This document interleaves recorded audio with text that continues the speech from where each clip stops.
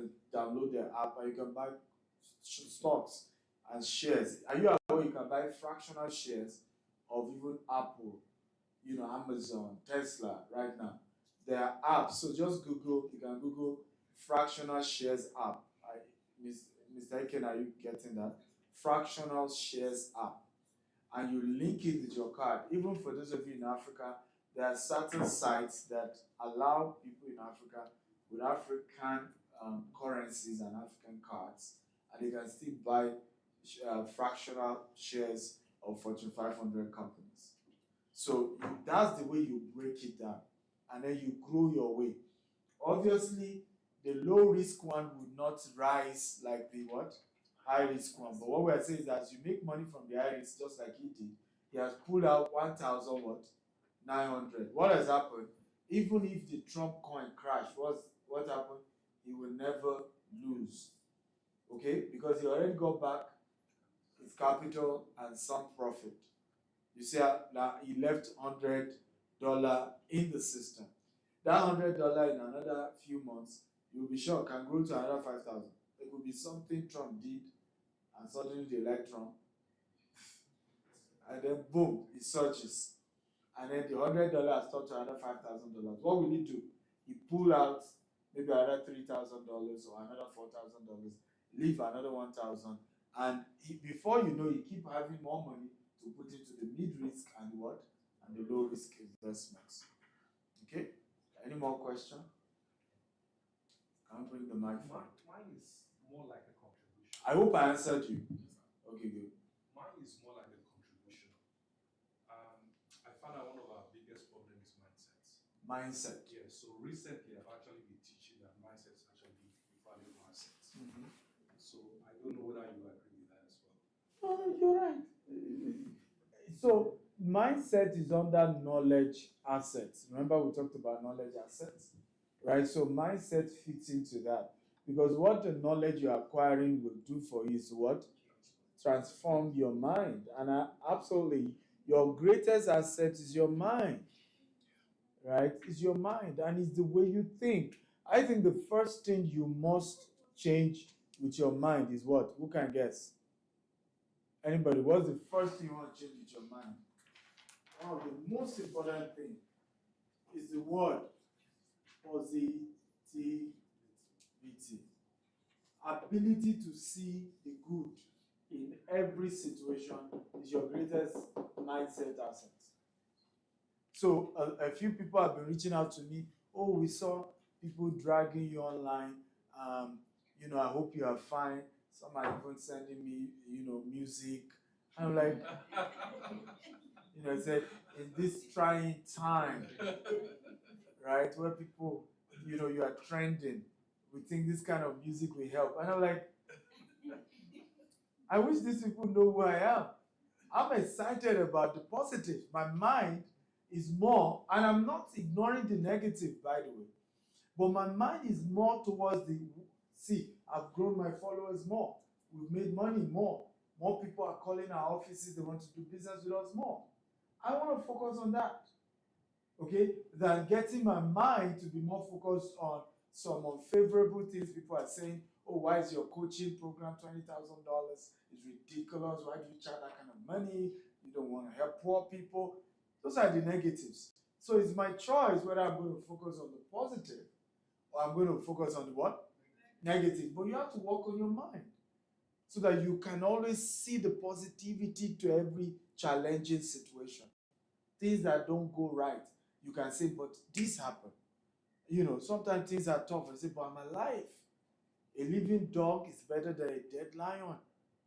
I am alive. That's something positive.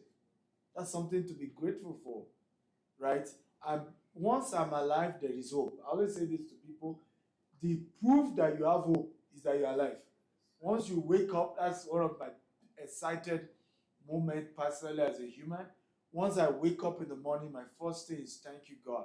This is a good day. Thank you, Jesus. I'm happy, right? Because once I'm alive, there's hope for me, right? A living dog is better than a dead lion, right? Remember I told you about either being a lion or a gazelle, and I said you should be the lion, isn't it? But you must understand that if you wake up as a gazelle, there's still hope for you that you may turn to a lion one day. And stop running from lions and be the one chasing gazelles. Okay? But you need to be alive first. True of us. Right? So once you're alive, there is hope. And that is what you should get you excited every day. See the positive side of things. And so when you are getting your knowledge asset, what you are using it to do is to strengthen your mind, strengthen the positivity aspect of your life and your ability to see things from a positive perspective. Make sense? Yes. Any question? Okay, please can I give him the mic?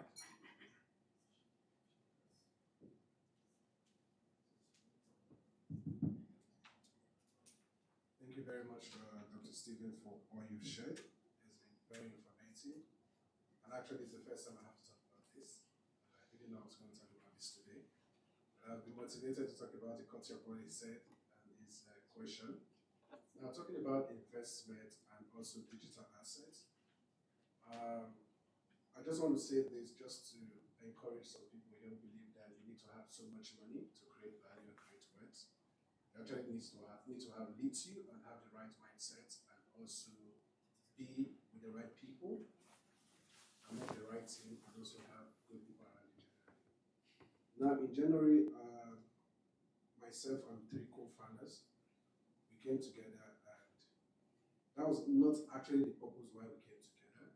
The purpose was for us to set up a tech company where we develop applications in Qatar and also outside of Qatar. Now we decided to do one thing. We decided to launch an application. If you are having Android phone, you can just go to Play Store. Look for Aluya, A-L-U-Y-A. That's my name actually. You're doing free marketing without payment. It's a marketing that's going to encourage everyone.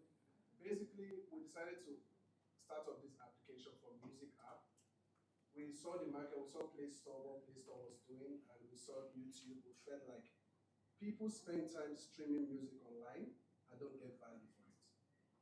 You stream music, you're not being paid for it, but Spotify is making so much money, YouTube is making money from the time you spend on the internet.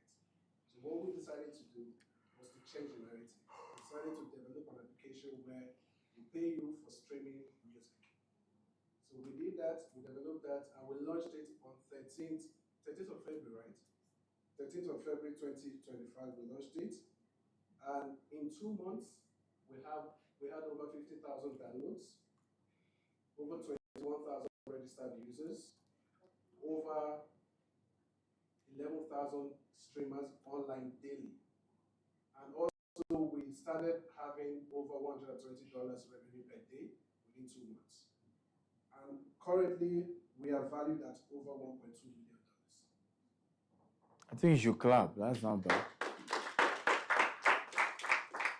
So the truth is, this is the first time I'm talking about it, and I have other Nigerians who are here. I have my boss here. I have the Nigerian embassy, one of my bosses there, and I have Sheikh Farhan, and none of them knew I had this application. It's the first time I'm saying it. But why am I saying this? We know now. I'll tell you why I'm saying this. We actually started this application with $4,000, which means I only contributed $1,000, and my other 4 partners, we came up to that $4,000 to start up this application. It became cheap because one of us was the coder, the developer.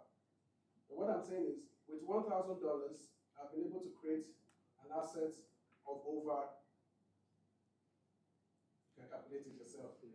And the truth is, this application is just 2 months and 11 days old as of today. Is it? Yeah, about that, 2 months and 11 days old as of today, and we already have that value. Now, this application is still in a beta state at the moment. We are not on iOS yet, but we already have over 50,000 downloads. And we're going to be launching fully in the Qatar market this first week of May, and it's going to be the fastest growing. Take that. Or contributions. contributions. Okay, good afternoon, everyone. Good My name is afternoon. Warren once again.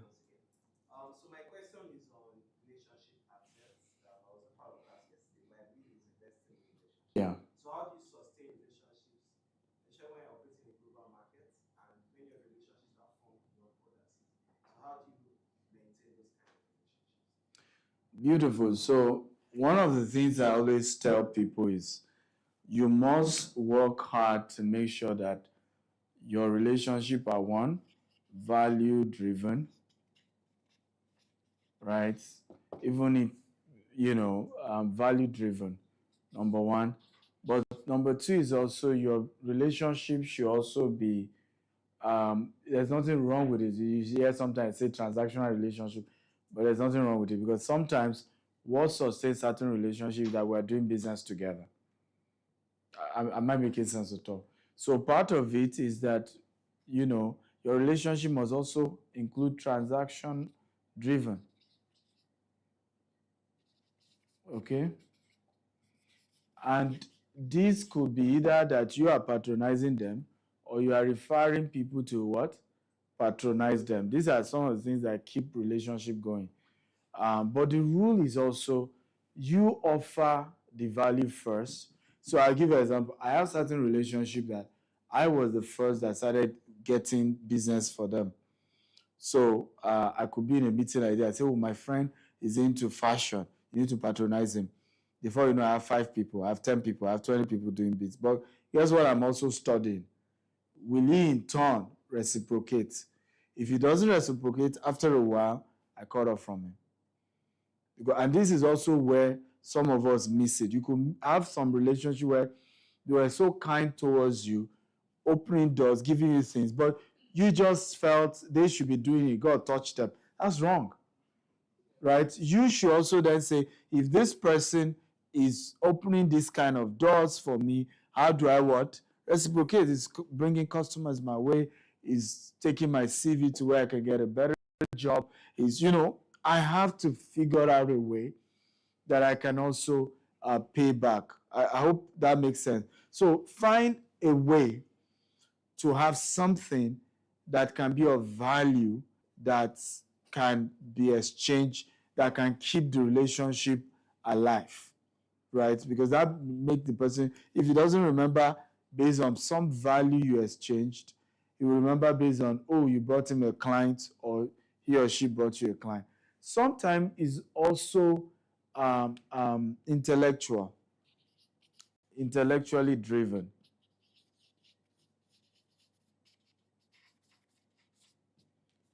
Okay, so that certain relationship that I love to talk to when I just want to have my mind stimulated.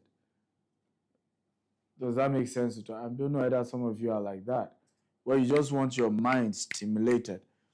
Okay, you want witty conversation. Have you been with people you're having conversation like, come on, this is good?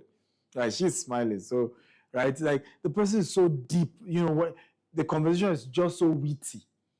Okay, so some relationship are what? Intellectually driven.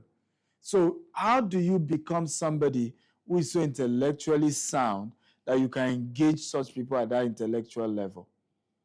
Okay, and sometimes the intellectual for some people is books, some is travel, some is science, some is research, and guess what? For some it's politics. Right? One of the biggest actresses in Nigeria, and I've gotten used to this because some of you know I have a podcast. Some of you have watched my podcast. Wait, how many of you have subscribed to my YouTube channel?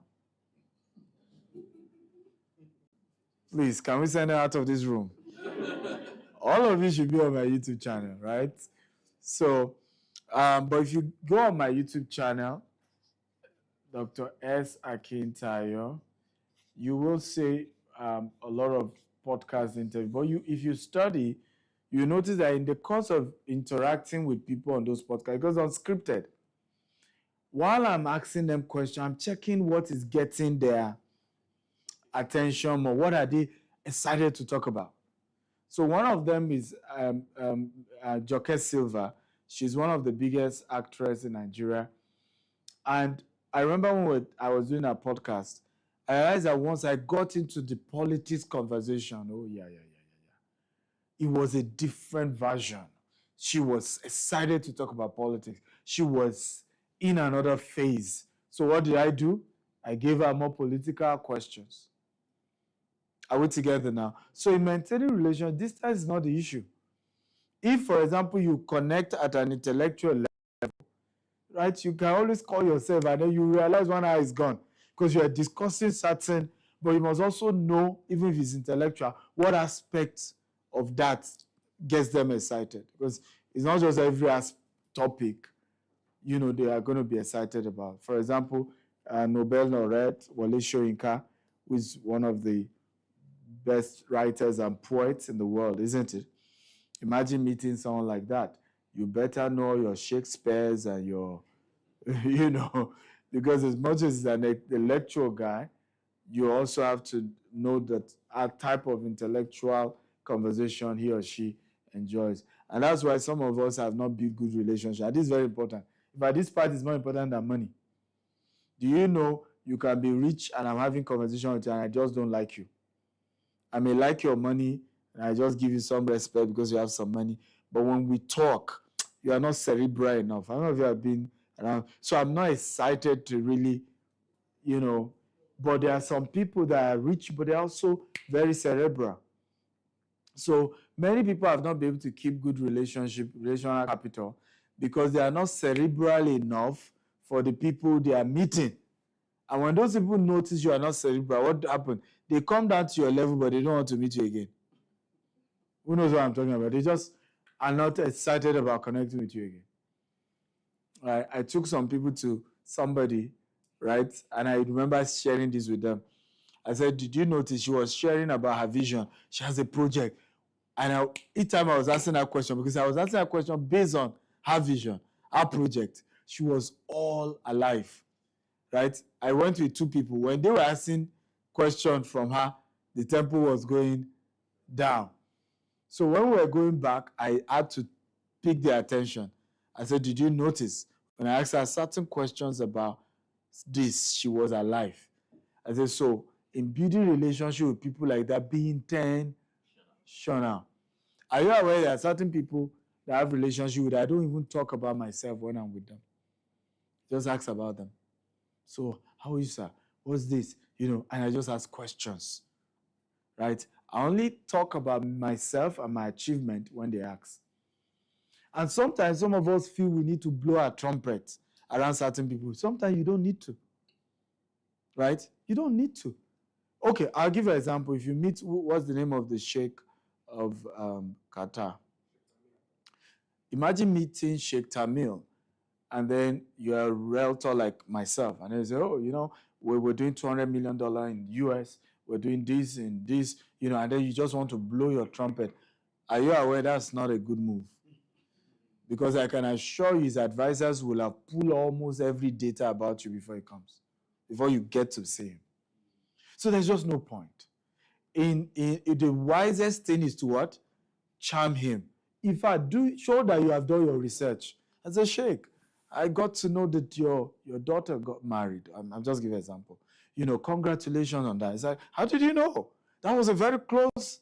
You see, you've got his attention. That was a very close, wedding. We didn't make it out. So how did you did your work?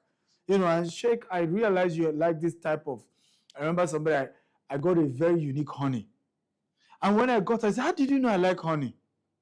And I just knew someone like this takes their health seriously. So the last time I went to visit her, I told my wife, I said, she likes honey, buy this type of honey. It was then she was now breaking down that she has more than 100 types of honey in her house. 100. Now you know that's somebody obsessed about honey. Right? But imagine how I charm her by first time meeting her, and I brought her on. I said, how did you know? So those are how you build stronger relationships. You should do your research. You make it about them. I promise you, most very intelligent people will also ask you about you if it's needed. But don't start the relationship. I just want to blow your trumpet. There are some places you should blow. I'm not asking you to play all these pious. There are places you talk about who you are. Don't, if they ask you, blow the trumpet well, right? But there are times where it's not necessary. They're not even asking you, and then you're just all over the place. It might not even help the relationship sometimes. Okay, I hope I've answered you. Well, clap for yourself for being here. Um, this is also an event to network, so we're going to shut down very soon, and you can network amongst yourself. But I'm aware some people are here, and we want them to introduce themselves. So I'm told that there's a QR code for those of you who want to attend. Where's the QR code? For those of you who want to attend. Today we have boat cruise. Tomorrow we're doing desert safari. So you can register for the... For those attending this event, we'd like you to scan the QR code so we can pass every needed information. So please scan the QR code. Everyone, please. Thank you. Okay, so please scan the QR code. It helps us to pass information about other things we have, other things we're doing, other opportunities we have put together. And so you can scan it, and then it's not just to scan, it's to feel. When you scan it, it takes you to where you can put in certain information. And with that, our team are able to. We have a lot of people making inquiry about our offers. You'll be glad to know that we are also working on opening an office here in Doha.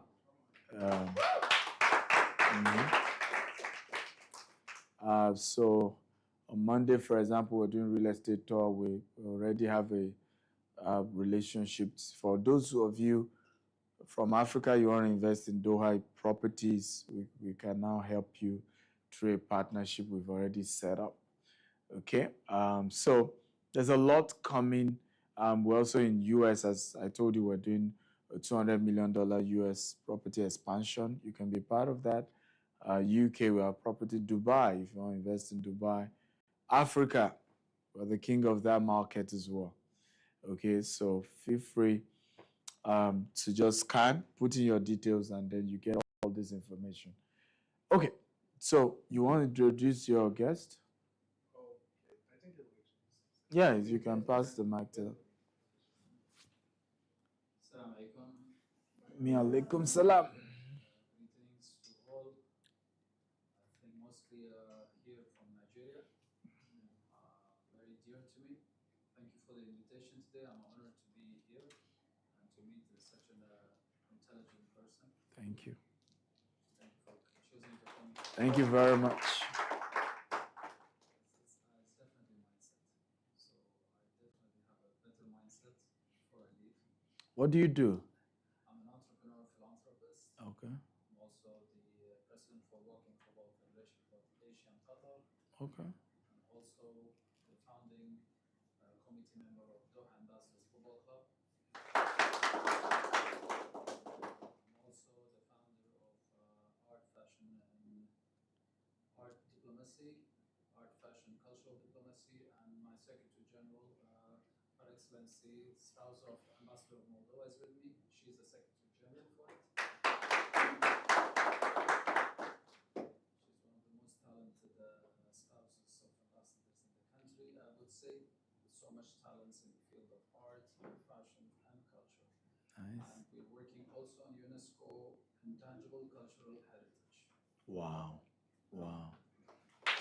That's good. Nice meeting you. Yeah, and regarding Nigeria, I'm also a strategic advisor for the GCC and MENA for Qatar, Nigeria. So, Wow. thank you. Okay.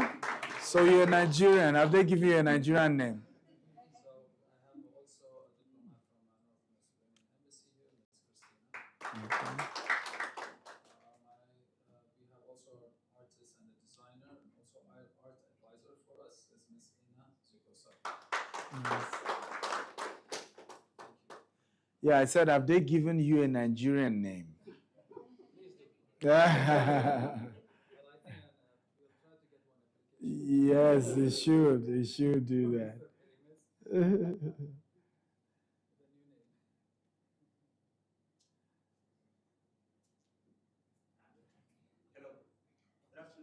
Good afternoon. First and foremost, sorry for coming late.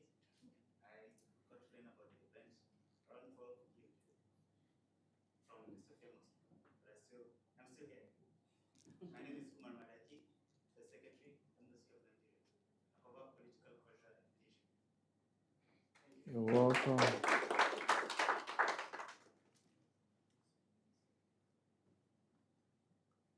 Good afternoon, everyone. Afternoon.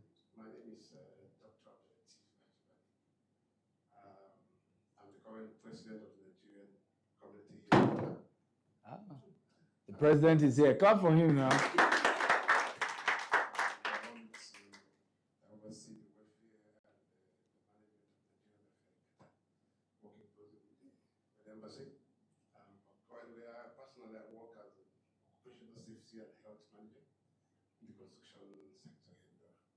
Thank you. And nice to meet you. Same here. Thank you for coming. Yes, he has. Dr. Stephen, I want to say thank you to them because I actually just told them about the event today. And we understand how it went, and I'm happy that they all came.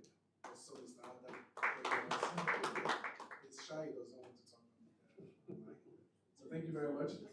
Thank you. But I hope it was worth your time.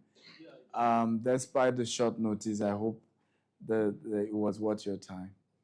Okay. Thank you. Thank you for coming. Any other announcements?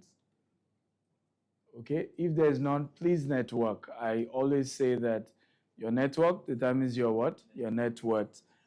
So let's mingle, exchange contacts amongst ourselves. Thank you, everybody, for coming. Have a wonderful day ahead. Again, if you want to go for the Doha event, please, for the Doha event, can you put up your hand again? Hello? I mean, for the boat cruise, sorry. Boat cruise, like he's interested, wave your hand again if you want to join us for the boat cruise. Also, I have some of my books here. I'm willing to sign them for anybody who wants to get them. We have the team there to attend to if you want any of my books. Thanks once again.